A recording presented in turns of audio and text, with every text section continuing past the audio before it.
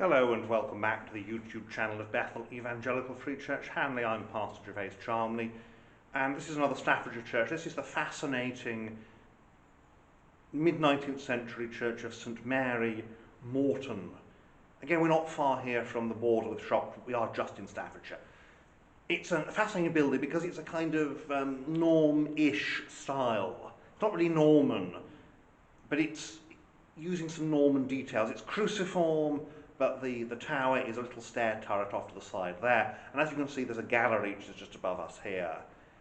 It's a funny building because a cruciform building like this, you expect you've got a long nave, and then you've got a chancel, and then you've got transepts. Here you've got a short, really a lobby, not a nave. And then you've got transepts and a kind of nave chancel thing. It would send the ecclesiologists mad. The people said, you've got to imitate the Middle Ages. Why? Build a structure that does what you want. And that's what this is. It's a building that does what the architect wanted. We'll have a look around and we shall see, to some extent, what it was the architect wanted. He wanted a little church to fit on this site. And when we go outside, we'll see some of the reasons for the decisions that are made.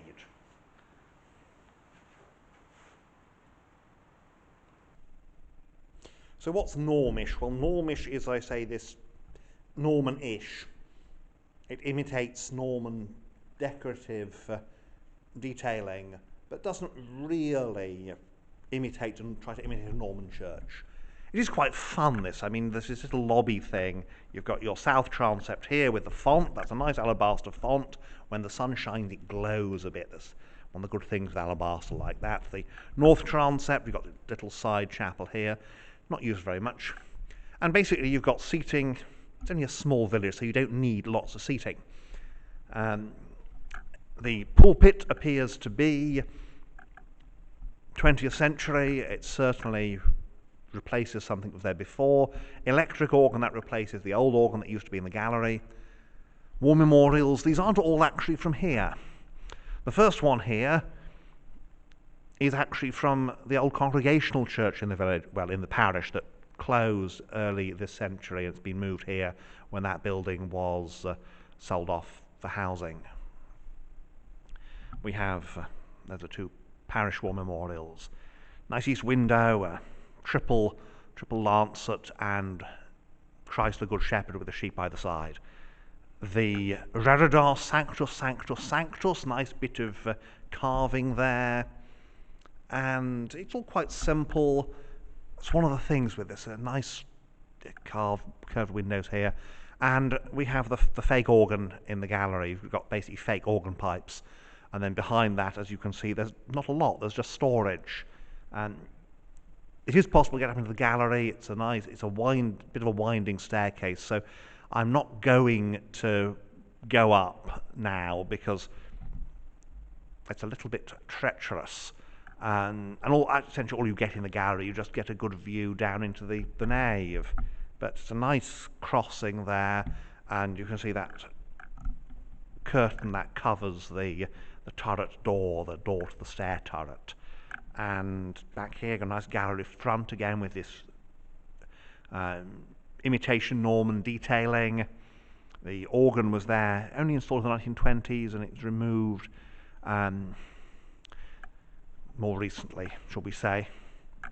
So here we have the door, and there's no porch. There's, as I say, just this sort of vestibule area. So we go through the door, outside, and it's spring, and so we've got, you can see here the ground drops steeply away just outside the west door, and that's the reason why you've got this little lobby area before the crossing, because you couldn't actually extend the church very much further this way. It's just impossible. You can see we're here, and we turn around here, and you've got this very nice, it is very nice. There's the turret. It's more of a turret than a tower, isn't it? And round the side, this solid 19th century. It's very much this ecclesiology, what's that? We haven't yet decided we're just going to try and imitate the Middle Ages. completely, but we're going to try and use medieval style detailing. So you've got here this this tower with its Norman style corbel table at the top, and that's the side door into the turret. Move around the outside. As you can see, it's quite a constricted site. We've got these memorials, these gravestones around here, a few primroses growing in the graveyard, and 1876 this one, so you're looking here at it's 1870s on this side. Difficult to film because you've got these trees around it and it's a very constricted site. You can see here how the chancel bit, well, the east end, shall we say, sticks out because it's ecclesiastically it's a chancel. It doesn't work like a chancel, it just kind of works like, here's a strange extra bit of the nave. Very funny. I do like it because it's a bit quirky, and quirky churches can be interesting.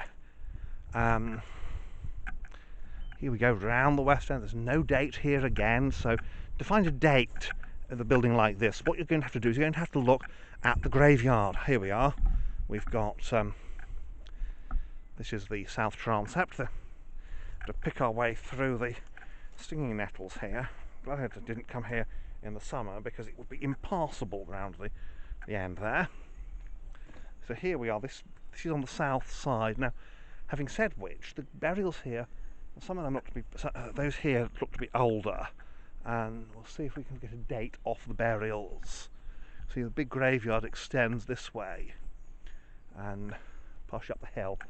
So these here should be some of the earlier burials, just because of, yeah, oh yes, here we are, 1845. John Pierce Late of the Outwood. That makes sense. 1845 would be about right for a building like this, and that is part of how you work out the date of a building. You can look at the style, and you say, well, this is not Victorian, this is not late Victorian, this is something. This is just, was it 1842 here? So yes. So you're looking 1830s, 1840s here, and there we are. That's the kind of the full length. It will try and get a view of the front, but it's always rather hard to do. You've got your missing man, your soldier war memorial. There's a lot of this happens 2014, 2018. There's a big push to really commemorate the First World War, because there's also that question. Okay, it's 100 years now since the First World War, since Remembrance Day started.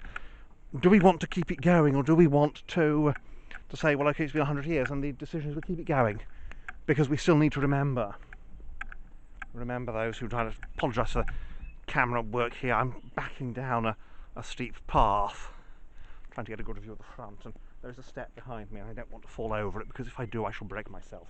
Never mind the camera. So here we are. I think it's about the best we're going to get of it. Look at that. Magnificent. 1840s, 1830s. It's exactly the kind of thing I'd expect. That date. What they're thinking is, we want something that looks a bit medieval, a bit ecclesiastical, but we don't want to be copying something. And they've done it very well, actually. It's really nice in the spring here with the blossoms outside. Again, just back down a little bit more. And isn't it magnificent? Isn't it lovely? Little tower. A bit more. I mean, the tower is more Italianate than Norman, but again, that's part of the charm of this period. So again, just a short video, this one, because it's only a little church, but it's very much one that's worth visiting, along with a lot of the other ones in this area. And so there we have it, St Mary's, Moreton, just in Staffordshire. And it's such a lovely example, and so I came out here today to look at this. It's such a lovely example of this 1840s, 1830s, 1840s, when the great concern isn't, oh, we want to look medieval. The great concern is, what do we need in terms of the seating capacity? How can we fit the people in? I mean, that gallery originally would not have been just for the musicians, it would have been some seating. It's how can we fit the people in this little cruciform church, and the architect has very much indulged himself, which is great. It's always good to have an architect who has a bit of fun with a building like this. So thank you for watching. I hope you've enjoyed this. I enjoyed making it. I enjoyed coming out on this nice sunny spring day. Well, mostly sunny. I mean, it's sunny now, isn't it?